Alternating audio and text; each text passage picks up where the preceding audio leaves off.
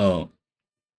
Mas mahirap po yung nagpadala ka na tapos inangkin pa ng iba. Parang ito.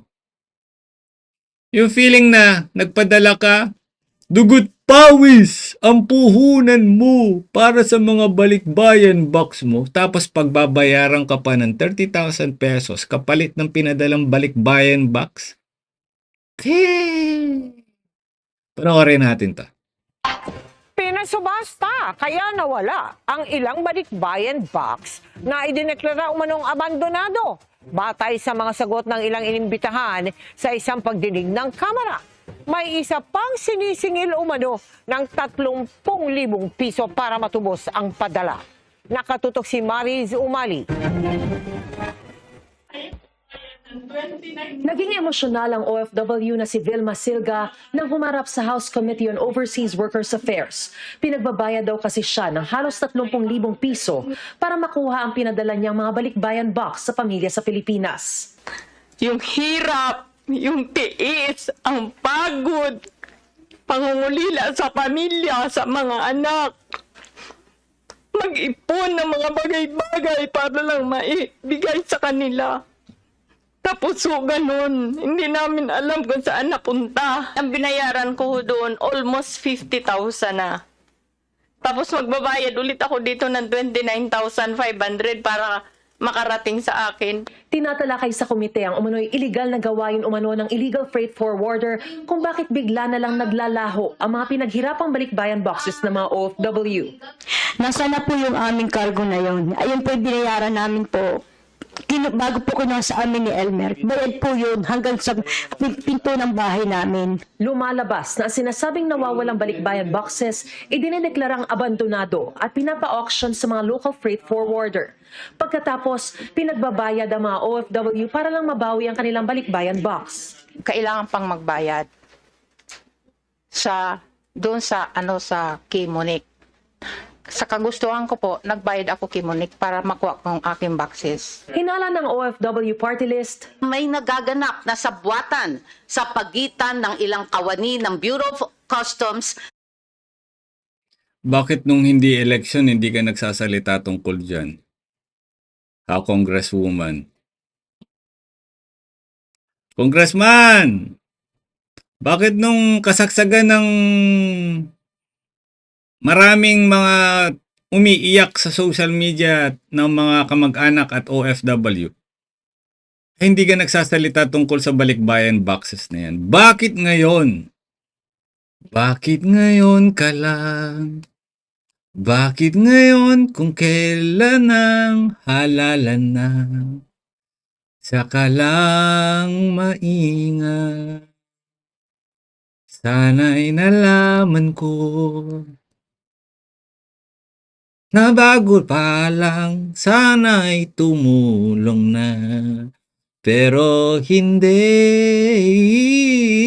Anong nangyari sa pabahay ninyo?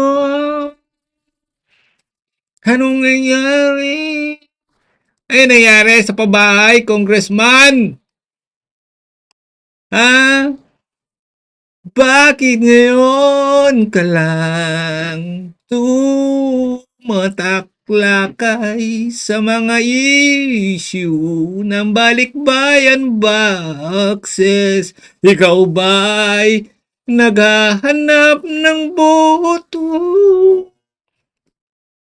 O kaya'y gusto mong maiboto?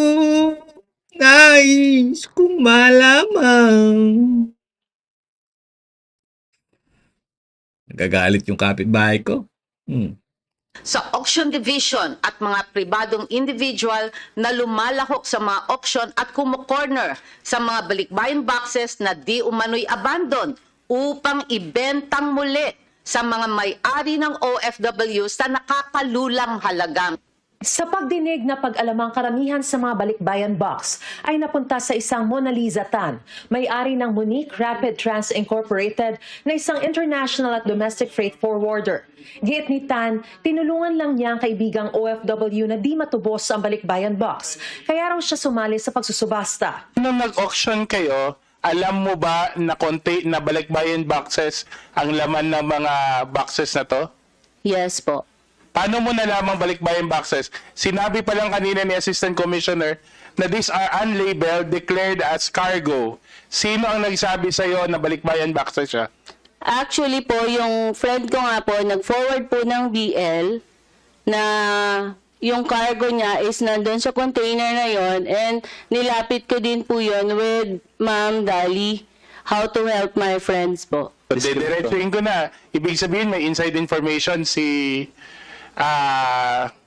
Mona Lisa. Sabi naman ng Bureau of Customs, hindi na sila nagpapa-auction ngayon at dinodonate na lang daw sa Department of Migrant Workers ang mga boxes. Pero may nakitang problema rito si Department of Migrant Workers Secretary Hans Leo Kakdak. Kung kami lang po ay pagpapasahan ng mga abandoned boxes, hindi po nagagamot yung problema, which is bakit merong abandoned boxes in the first place when binayaran na nga po ito sa pinanggalingan. Hindi po nagagamot yung problema, which is lokohan po sa forwarding ng bagahe o ng balikbayan box.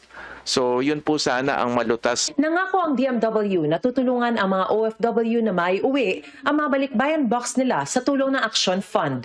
Bago magtapos Action fund na naman ang gagastusin natin para dyan. Bakit? Bakit? Teka lang, ipangmamayari nila yun eh.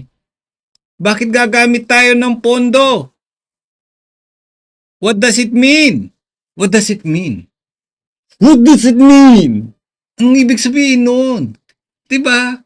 Gagamit tayo ng pondo ng DMW para sa mga balikbayan boxes. Ibinayaran nga nila yan eh. Meaning, pinadala nila, ginastusan na nila. So what we have to do is to get those fucking boxes and return to them. As simple as that. Why we have to waste money? Why we have to waste money? Why? Nanggigigil ako sa'yo. Bakit? Diba? Binayaran eh. Pagmamay-ari na ni Bernarda Asens yung box. Ako si DMW. Oh, ito pera. Oh, pera. Oh, akin na yung balikbayan box. Ito pera. Oo, ate, Bernarda, pwede ba yun? Yung ba yun? Yung ba yun? What the hell? What the hell?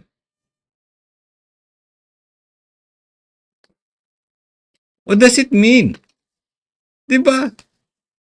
ng pagdinig, nagmosyon na bumuo ng Technical Working Group kabilang ang DMW, BOC, DTI, BOI, DOTR, OWA at industry stakeholders para pag-aralan ang lahat ng issue na lumabas sa pagdinig at masolusyonan na rin ang problema. Shoot, akala ko naman mayroon na nagawang solusyon. Wala palang solusyon. So pinag-usapan lang dito paano nangyari yung balikbayan boxes. 'Di ba? 'Di ba? Dapat diyan pa lang nabuo nyo na yung yung solusyon. Walang involved na pera dito. Pera na unang, bakit mo pati i-involve niyo pa yung pera ng bayan? Ginastusan na ho yan ng mga OFW. Kanila nga yun eh. Ang tanga naman, kanila yun eh. So, yung Action Fund na galing sa pera ng mga tao, buwis ng mga tao,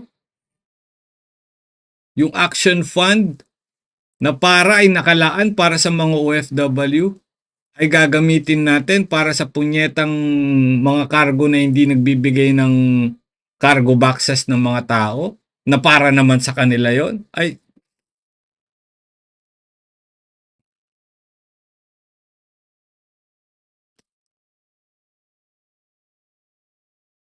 ang pangit naman nun. Diba? Ang pangit naman nun. Sobrang pangit naman nun.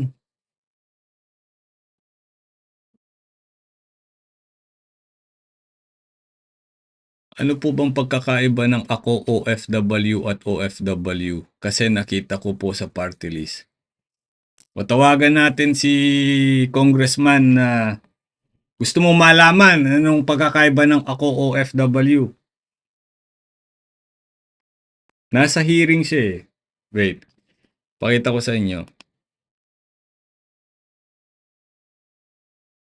Andito siya kanina eh.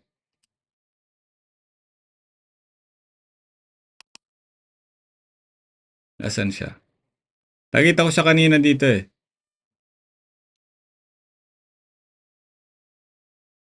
Nasaan na siya? Nandito siya kanina eh. Ito. Ito ba yun? Ito. Ito yung... Wait lang po ah.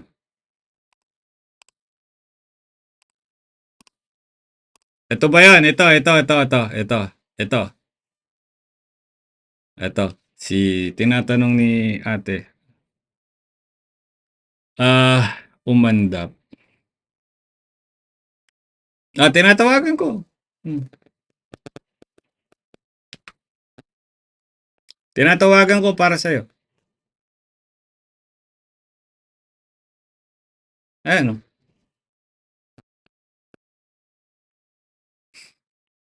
Ayaw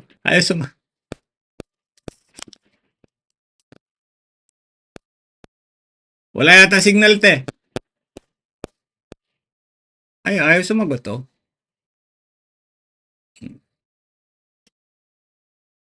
Ayaw po sumagot. Nagugulat tong mga followers ko. Ito yung OWA Board of Trustees. Dati po siyang OWA Board of Trustees. Ngayon po tumatawag siyang congressman. Tumatakbo siyang congressman. Ayan. Nagugulat yung mga OFW. Daming connection ni istorya ni Juan ah.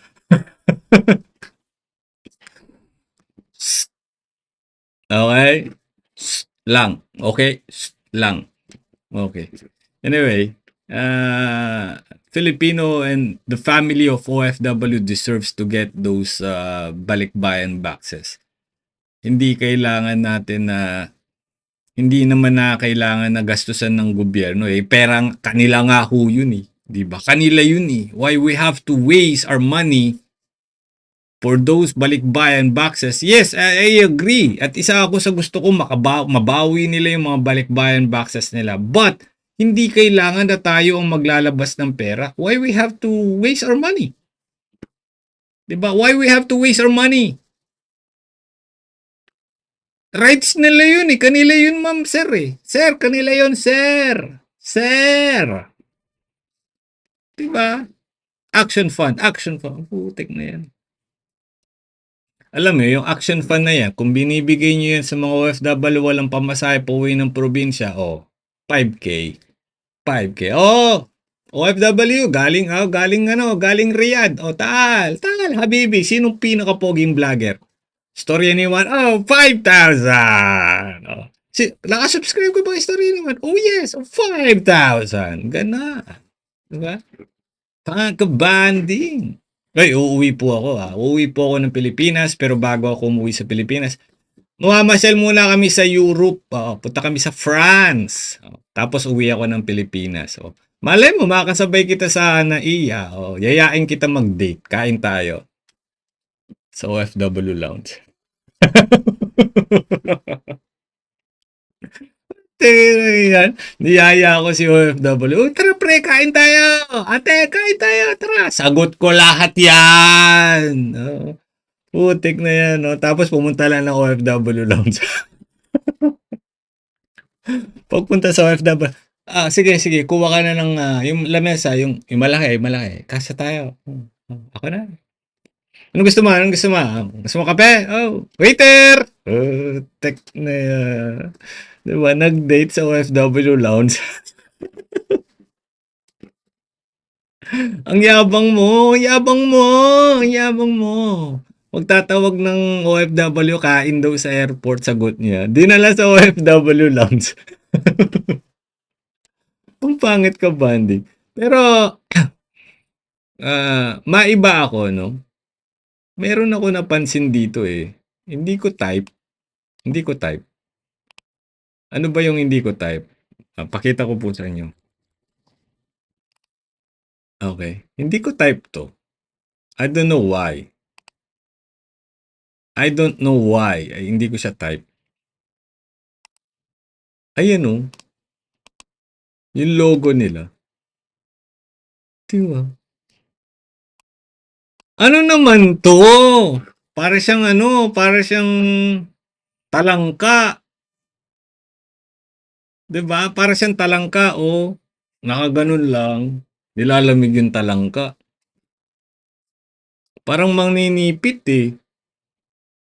Parang maninipit. Comment ko siya. Anong luto dyan? Steam?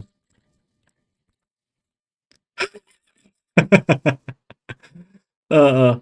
Kung di mo man po masagot tanong ko, aabangan ko po yan. Ma'am, hindi po ako sumasagot sa kung sinong dapat na iboto. Kaya nabasa ko yung comment mo. Tinatanong mo kung sinong dapat iboto. Ang dapat na iboto kung ano ang nasa puso mo. Okay? Hindi po kasi ako yung tipo ng OFW vlogger na nag-e-endorso ng mga dapat niyong iboto at hindi. 'Di ba? It's unfair. This is a election day. Dapat sila ang nagpapakilala sa inyo, hindi ako. Do you understand, ma'am? Hindi kasi ako mahilig mamulitika o pumasok sa politika.